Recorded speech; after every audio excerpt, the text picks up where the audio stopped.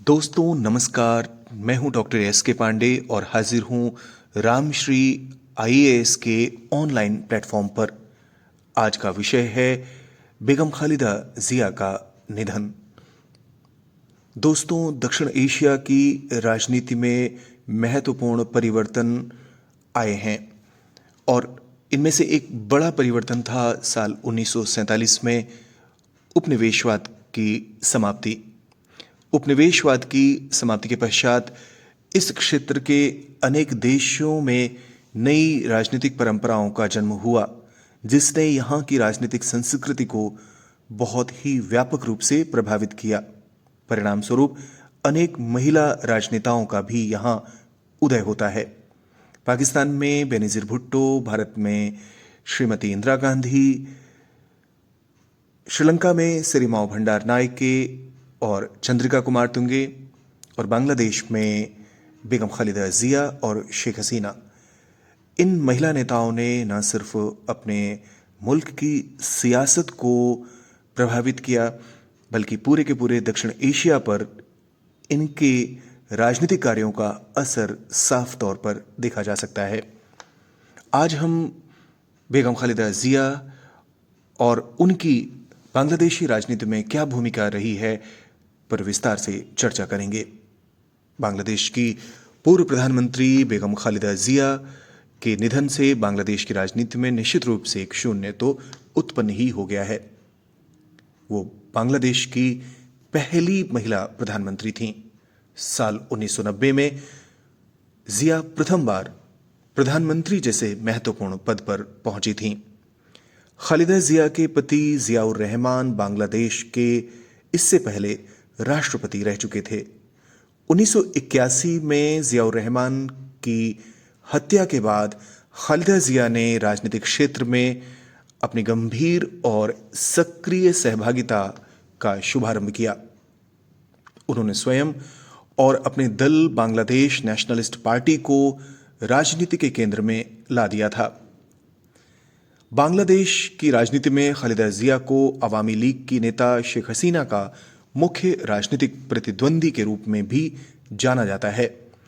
बांग्लादेश की इन दोनों महिला राजनेताओं के मध्य सालों से राजनीतिक प्रतिद्वंदिता रही है। जब से बेगम खालिदा जिया इस देश की राजनीति में तेजी से सक्रिय हुई, अर्थात 1990 के बाद से, तभी से शेख हसीना उनकी राजनीतिक प्रतिद्वंदी रही हैं। वर्ष 1996 में जब बांग्लादेश में समय से पहले चुनाव कराए गए तो खालिदा जिया की पार्टी ने 300 में से 278 संसदीय सीटें जीती थीं। इसका हालांकि देश भर में व्यापक विरोध हुआ और फिर जून में पुनः निर्वाचन हुए तो खालिदा जिया सत्ता से बाहर हो गईं। लेकिन उन्होंने हार नहीं मानी और सत्ता तक पहुंचने के लिए दूसरे तरीके अपनाने शुरू किए। इन्हीं में से एक था उनके दल बांग्लादेश नेशनलिस्ट पार्टी का बांग्लादेश के इस्लामिक समूहों से गठबंधन। इसके परिणाम स्वरूप वो 2001 में फिर से सत्ता में लौट सकीं, लेकिन उन्हें अपनी सत्ता में बांग्लादेश के धार्मिक राजनीतिक समूह जैसे जमाते इस्लामी के साथ सत्ता की सहभागिता भी करनी पड़ी। यह बेहद खतरनाक राजनीतिक प्रयोग था, क्योंकि जमाते इस्लामी बांग्लादेश के स्वतंत्रता संघर्ष का न केवल विरोधी रहा है, बल्कि पाकिस्तान के प्रति इसका दृष्टिकोण आत्मीयता से परिपूर्ण रहा है।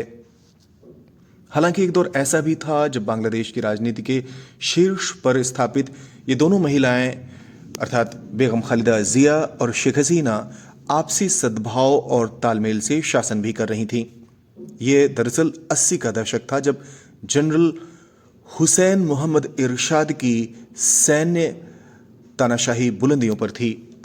ऐसे समय दोनों ही नेता लोकतांत्रिक व्यवस्था के पक्ष में एकजुट भी थीं, किंतु यह दौर बहुत अधिक समय तक नहीं रहा। जैसे ही सैन्य शासन का अंत हुआ तो शेख हसीना और बेगम खालिदा जिया एक दूसरे के खिलाफ हो गईं। बांग्लादेश की राजनीति का यह महत्वपूर्ण पक्ष रहा है कि जो दल सत्ता में रहा है वही सक्षम भी रहा है, जबकि सत्ता से दूर होते ही अन्य दल को, उसके राजनेताओं को मुश्किलों का सामना करना पड़ा है। सत्ताधारी नेता और दल ने सत्ता से परे राजनीतिक दल और नेताओं को समेटने के लिए प्रत्येक संभव कोशिशें भी की हैं इस देश में। इसमें मुकदमेबाजी से लेकर जेल जैसे महत्वपूर्ण साधन रहे हैं। एक तरह से इस देश की राजनीति एक ऐसे रण क्षेत्र के रूप में रही है जहां पर सत्ता पक्ष, नेता और प्रतिपक्ष के नेता एक ओर संघर्षरत रहे हैं तो दूसरी ओर उनके समर्थक सड़कों से लेकर गलियों तक भिड़ते रहे हैं। बांग्लादेश के वर्तमान राजनीतिक उतार चढ़ाव भी इसी राजनीतिक संस्कृति की उपज हैं। ये कहा भी जाता है कि इस देश में निष्पक्ष निर्वाचन कराने के लिए जो अंतरिम शासन का प्रबंध है वो भी इन दोनों नेताओं और दलों का मुख्य राजनीतिक अखाड़ा रहा है। जैसे इस समय बांग्लादेश की अंतरिम सरकार फरवरी 2026 में निर्वाचन का आयोजन करने जा रही है, किंतु उसने बांग्लादेश की एक बड़ी पॉलिटिकल पार्टी या राजनीतिक दल अवामी लीग और उसकी नेता शेख हसीना के इस निर्वाचन प्रक्रिया में भाग लेने पर पूर्णतया प्रतिबंध लगा दिया है। ऐसे में ये कैसे मान लिया जाए कि यहाँ पर जो चुनाव होंगे वे निष्पक्ष होंगे, जबकि अंतरिम सरकार से यही अपेक्षा की जाती है कि वो चुनाव के निष्पक्ष रूप से संपादित करने की प्रत्येक संभव कोशिश करे। भ्रष्टाचार के दो पृथक मामलों में बेगम खालिदा जिया को 17 वर्ष का दंड दिया गया था। उनके दल ने जहां इसे विद्वेषपूर्ण माना और राजनीति से प्रेरित बताया, तो उनकी प्रतिद्वंदी शेख हसीना ने इसे न्यायिक प्रक्रिया का एक स्वाभाविक घटनाक्रम कहा। बांग्लादेश के राजनीतिक परिदृश्य में उभरने के साथ साथ वो दक्षिण एशिया की राजनीति में भी असर डाल रही थीं। बेगम खालिदा जिया की अगर बात की जाए तो जिया बांग्लादेश की ऐसी नेत्री थीं जो भारत के प्रति अपने पूर्वाग्रहों और नकारात्मक दृष्टिकोण के लिए जानी जाती रही हैं। अपने भाषणों में प्रायः भारत के प्रति विश्व वमन करती रही हैं। उन्होंने 2001 के पश्चात बांग्लादेश की भूमि का प्रयोग भी भारत विरोधी तत्वों को प्रश्रय देने में किया।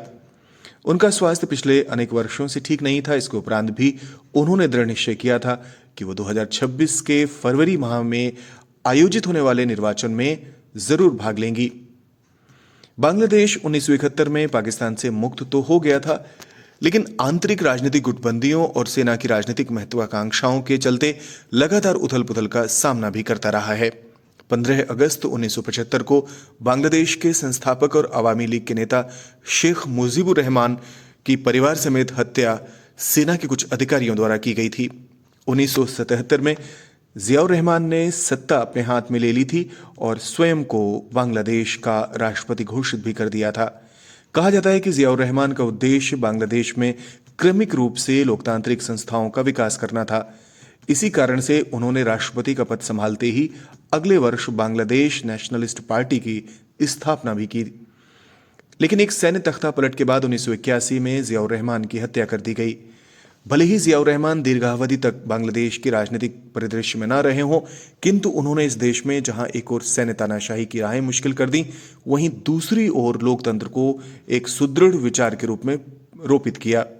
उनके इन्हीं प्रयासों का प्रभाव था कि 1990 में HM इरशाद को सत्ता से बेदखल होना पड़ा। इनका दृष्टिकोण शेख मुजीबुर रहमान से इस आधार पर लेकिन भिन्न था कि जियाउर रहमान एक धर्मनिरपेक्ष बांग्लादेश के स्थान पर एक धार्मिक राज्य के पक्ष में रहे हैं। वो एक ऐसे बांग्लादेश का ख्वाब देखते थे जिसमें कि धर्म वहाँ की राजनीति में केंद्र पर हो और बांग्लादेश को पहचान उसकी धार्मिक आस्थाओं के कारण मिले, खासतौर पर इस्लाम के कारण। एक इस्लामिक राष्ट्र के रूप में स्थापित करना जियाउर रहमान का लक्ष्य था कि बांग्लादेश दुनिया में एक महत्वपूर्ण इस्लामिक गणतंत्र के तौर पर जाना जाए। हालांकि इसके उलट शेख मुजीबुर रहमान एक धर्मनिरपेक्ष और बहुसांस्कृतिक बांग्लादेश के समर्थन में थे। आपने हमें सुना। आपकी प्रतिक्रियाओं का इंतजार रहेगा। बहुत बहुत धन्यवाद।